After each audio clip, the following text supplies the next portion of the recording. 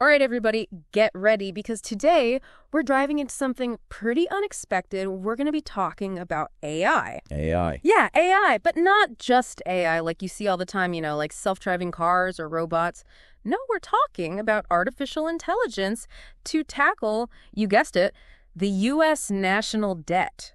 Wow, That's a big one, that's right? a big one, yeah. We're not talking about AI picking stocks here. We're going way bigger, like managing trillions with a T, trillions of dollars big. Okay, so we're talking about this is like instead of having, I don't know, a bunch of people in a room trying to figure this out, it's like can a computer do it better? Am I on the right track? Yeah, you're totally on the right track. And to guide us on this deep dive we're going to be looking at Reimagining Fiscal Stability, AI in Public Finance. It's a new book by AIMQWEST Corporation. Have you heard of these guys? I have, yeah. They're really kind of pushing how we think about solving problems, especially when it comes to economics. And they're really saying that AI is more than just a tech thing. It's an everybody thing.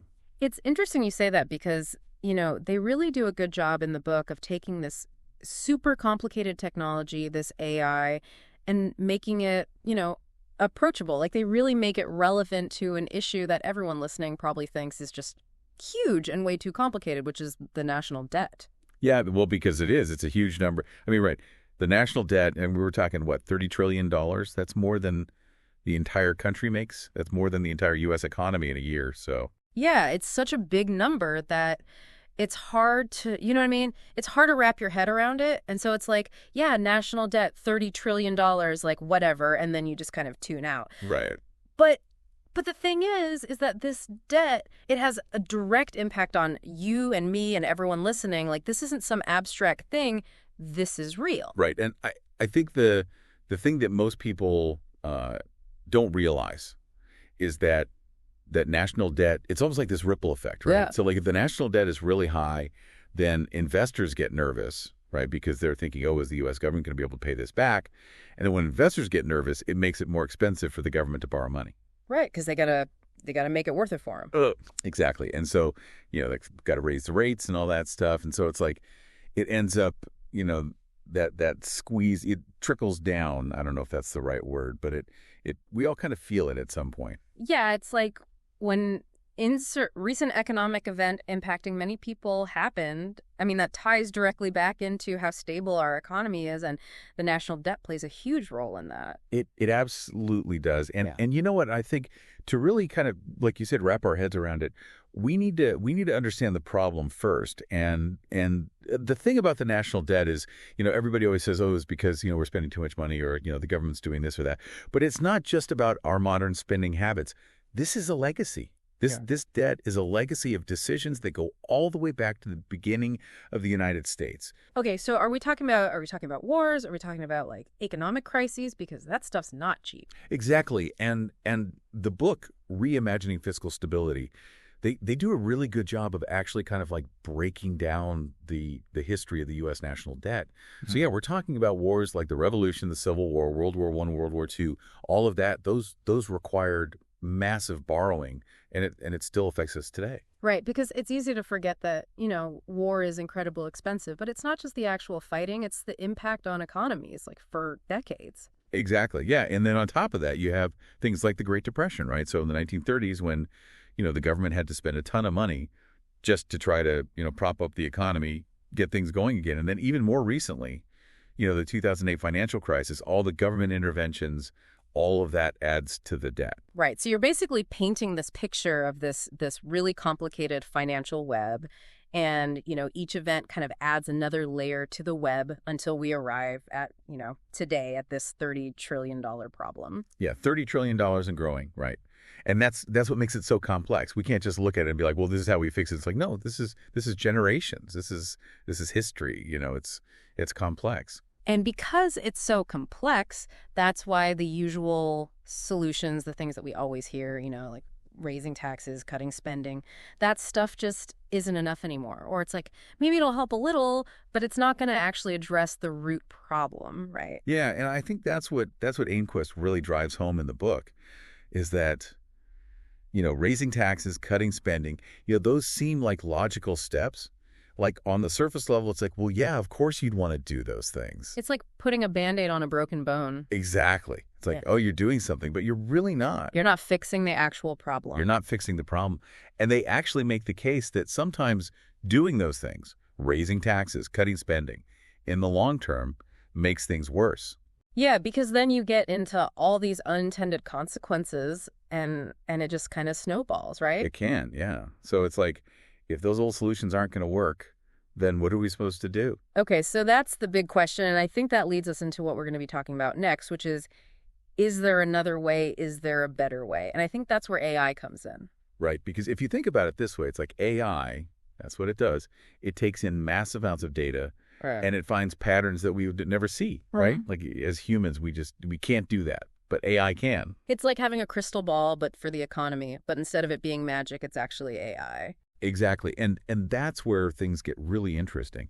Because imagine being able to take all of this data, economic trends, spending patterns, global markets, everything, and then be able to identify, okay, where are things inefficient? Where can we do better? And maybe even predict potential problems before they happen. Exactly. Yeah, it's like preventative care for the economy instead of just, going to the ER when you break your leg. I like that. Okay, so let's dive into that. Let's dive into how this actually works. We know the problem, but how do we solve it? So we're talking about using AI to manage trillions of dollars. I mean, that's a huge responsibility. So how can we be sure that these systems are actually making, good decisions, fair decisions, especially when we're talking about something like taxes? Right, because nobody wants, like, a robot deciding how much they have to pay in taxes, right? Yeah, exactly. Exactly. And that's something that the book actually addresses. Like they emphasize that transparency is crucial here, right?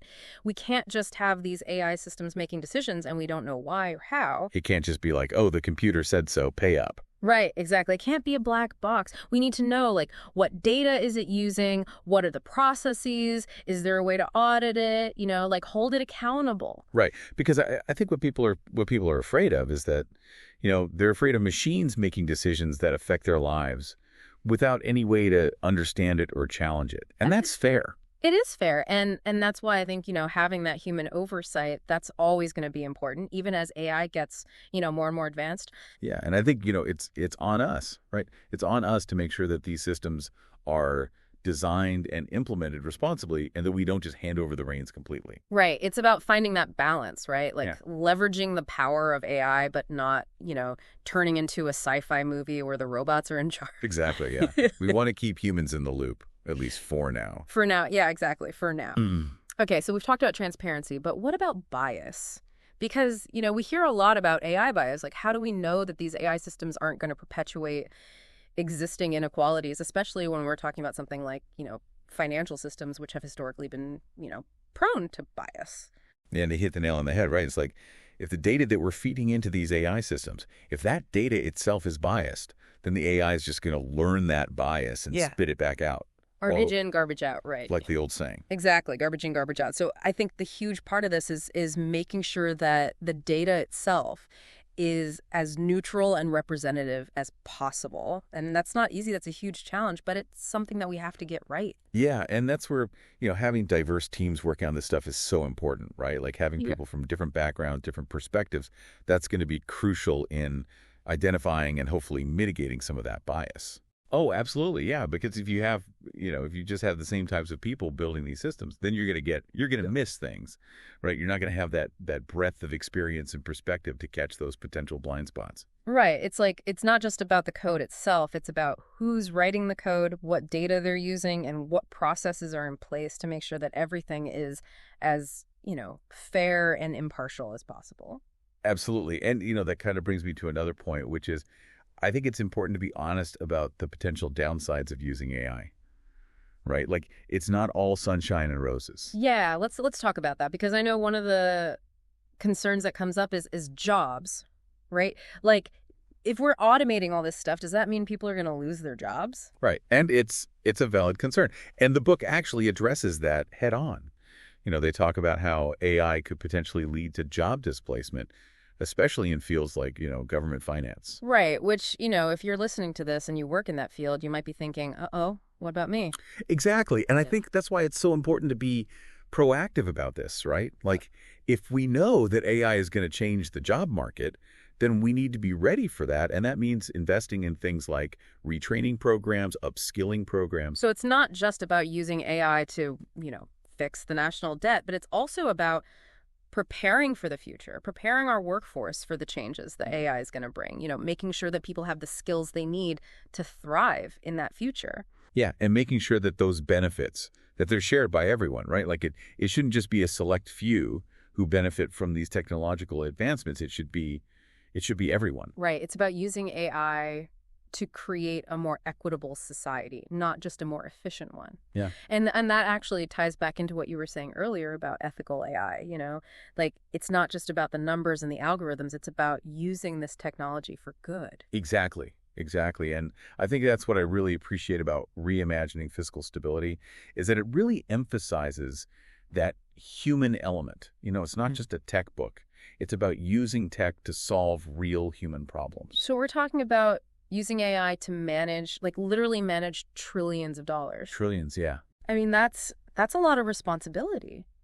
So how can we be sure that these AI systems, like, are they making the right decisions? You know what I mean? Like, are they making fair decisions? Especially when we're talking about something like taxes. I feel like that's a really sensitive area. Yeah, absolutely. It's a huge responsibility. And you don't want, I think, what people don't want is like a robot deciding how much they owe in taxes. Exactly. But I think Reimagining Fiscal Stability, actually, they emphasize transparency is really key here. Okay. We can't just have these AI systems making all these decisions and we don't know why or how. Right. It can't just be like the computer says, oh, so pay up. Right. Right. Exactly. It can't be a black box. Like, we need to know, like, okay, what data is this? Is this AI using? What are the process? Is there a way to, like, audit it? Like, is there some kind of accountability there? Right. Because I feel like that's where people, understandably so, get a little freaked out because it's like you're, I don't know, ceding control to this thing that you don't understand. Right. And so it's like, well, how do I know that it's making a decision that's in my best interest or that's, fair? You know what I mean? Yeah. And I think that's a very valid concern. And I think that's why, like you said, that human oversight, like, is always going to be important, even as AI gets more and more advanced. Totally, yeah. It's about finding that balance, right? It's like, how can we leverage the power of AI but not go too far? We don't want a sci-fi movie where the robots are like in charge of everything. Well, exactly, yeah. We've lost control. We want to keep humans in the loop. For now. At least for now. For now, exactly. For now. Okay, so we've talked about transparency. What about bias? Because, you hear so much about AI bias these days. Like, how do we know that these systems, these AI systems that are, crunching all this data, how do we know that they're not just going to, make things worse? Yeah. Like, how do we know they're not going to, like, perpetuate existing inequalities? Especially, we're talking about financial systems. Like, historically, those have not been, the most equitable. No, and that's a great point. Because, AI, it's only as good as the data that we feed it. Right.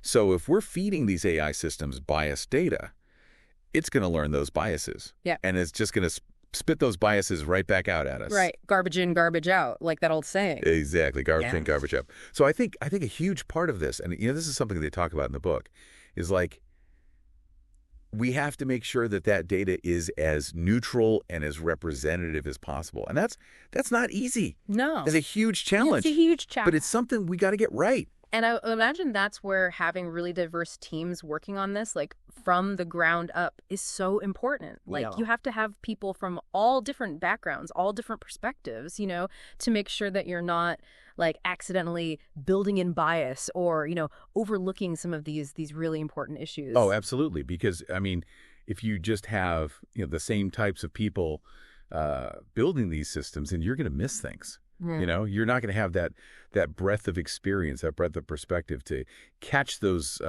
potential blind spots. Right. It's like, it's not just about the code itself, right? It's about who's writing the code, what data are they using, what are the processes in place. Like, there's so much more to it than just the, ones and zeros of it all. Absolutely. And I think that kind of brings me to, another point about this whole conversation, which is, I think we need to be honest about the potential downsides of AI. Right. Like, it's not all, going to be positive. Right. Let's talk about that. What are some of the potential downsides? Because I know that one of the big ones that always comes up is jobs. Right. People are concerned about AI like taking their jobs, and rightfully so, I think. It's like if we're automating all this stuff, does that mean, people are going to be out of work? Yeah, and it's a very valid concern. And again, I think that's one of the things I really appreciated about the book is that they don't shy away from that. They actually address that head on. Yeah.